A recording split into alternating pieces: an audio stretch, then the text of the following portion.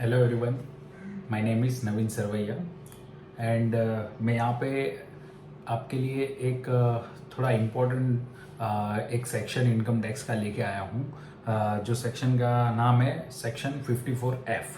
तो एक्चुअली मैं ये सेक्शन के बारे में मैंने भी इतना रीड नहीं किया था या डिटेल में इतना नहीं गया था, बट लास्ट टाइम ऐसा एक केस जो मेरे क्लाइंट का आया तो उसकी वजह से मैंने ये सेक्शन थोड़ा बहुत डिटेल में पढ़ा और उसके बाद में मुझे पता चला कि जो दिक्कतें मैंने ये सेक्शन अंडरस्टैंड करने में जो लगाई है या जो हुई है वो और किसी को ना आए, तो इसलिए मैंने थोड़ा सा इसको शॉर्ट में समराइज़ किया है, मैंने बुक में लिख के रखा है।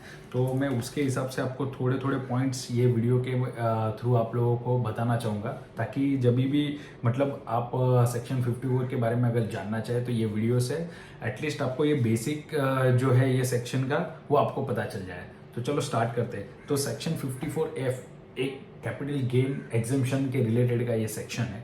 तो 54F क्या बोलता है? बेसिकली 54F बोलता है कि जब भी आप कोई भी कैपिटल असेट बेचो, long term capital asset other than residential house property, तो ये 54F के थ्रू आप डिडक्शन ले सकते हो। तो any long term capital gain other than residential house property का जो रहेगा उसके लिए आप अगर डिडक्शन लेना चाह रहे हो तो आप ये सेक्शन के थ्रू ले सकते हो। तो अभी यहाँ पे इन्वेस्टमेंट कहाँ पे करना है, तो ये सेक्शन ये बोल रहा है कि हम लोगों को अगर कोई भी लॉन्ग टर्म कैपिटल असेट्स हम लोग बेच रहे हैं other than residential house property और उसका हम लोग अगर इन्वेस्टमेंट रेसिडेंशियल हाउस प्रॉपर्टी में करते हैं तो हम लोग को डिडक्शन मिल जाता है।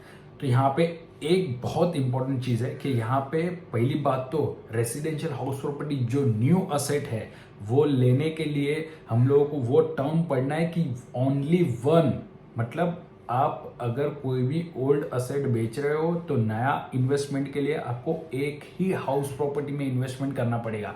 तो हम लोग जो कैपिटल असेट बेचा है वो बेच के दो हाउस प्रॉपर्टी में इन्वेस्टमेंट करेंगे, ऐसा नहीं चलेगा।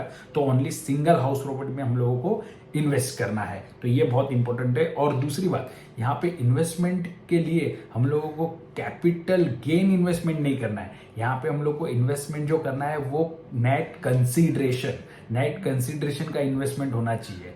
तो ये बहुत दो इंपॉर्टेंट पॉइंट है कि हम लोगों को यहाँ पे ध्यान रखने पड़ेंगे। इसके अलावा भी कुछ इंपॉर्टेंट पॉइंट है यहाँ पे, जैसे कि हम लोग देख रहे हैं कि न्यू असेट जो ले रहे हैं वो हम लोग को वन रेसिडेंशियल हाउस प्रॉपर्टी लेना है। और जैसे हम लोग उसके अंदर कंसीडरेशन समझो जो 54 का है वैसे ही सेम कि कंसीडरेशन जो है वो अगर हम लोगों ने उससे ज्यादा का नया असेट ले लिया है तो हम लोगों को पूरा कैपिटल गेन एग्जेम्प्ट हो जाएगा। बट अगर समझो हमारा जो नेट कंसीडरेशन है जो ओल्ड असेट बेचने के बाद जो मिला है उससे कम का न्यू असेट ले रहे हैं हम लोग, तो हम लोग को प्रोपोर्शनेट डिडक्शन मिलेगा।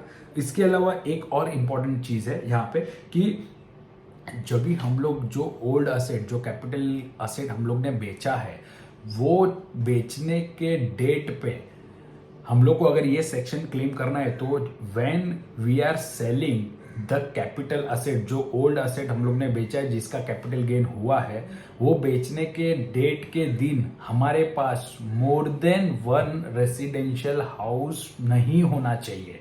तो अगर जिस दिन मैंने समझो कि दिसंबर के 5 दिसंबर को मैं अगर मेरा जो ओल्ड असेट है जैसे कि मेरा शेयर्स है वो मैं बेच रहा हूँ और लॉन्ग टर्म कैपिटल गेन मुझे हो रहा है, तभी वो 5 दिसंबर के दिन पे मेरे पास एक से ज्यादा अगर हाउस प्रॉपर्टी है रेसिडेंशियल हाउस प्रॉपर्टी तो मैं डिडक्शन सेक्शन क्लेम नहीं कर सकता।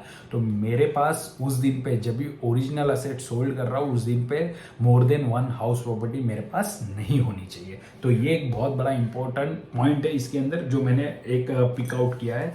उसके अलावा भी ये इसके अंदर एक पॉइंट ऐसा है कि हम लोगों ने अगर एक बार जो ये सेक्शन का डिडक्शन ले लिया है तो उसके बाद हम लोग आफ्टर मतलब उसका डिडक्शन लेने के बाद हम लोग 2 साल तक नया रेसिडेंशियल हाउस प्रॉपर्टी नहीं परचेस कर सकते। और दूसरा ये कि हम लोग उसको 3 साल के अंदर जो नया असेट लिया है और एक रेसिडेंशियल हाउस प्रॉपर्टी जो हम लोग ने लिया है और जिसका डिडक्शन हम लोग ये 54F में क्लेम कर रहे हैं वो असेट को हम लोग विद इन 3 इयर्स हम लोग बेच नहीं सकते। अगर बेच देंगे तो हम लोगों को वापस पूरा कैपिटल गेन का टैक्स भरना पड़ेगा। तो ये कुछ इंपॉर्टेंट पॉइंट्स जो मुझे अंडरस्टैंडिंग हुए है वो मैंने ये वीडियो के थ्रू आप लोगों को मैं बताना चाह रहा हूँ। Thank you so much. अच्छा लगा तो लाइक कीजिएगा। Thank you so much. Bye bye.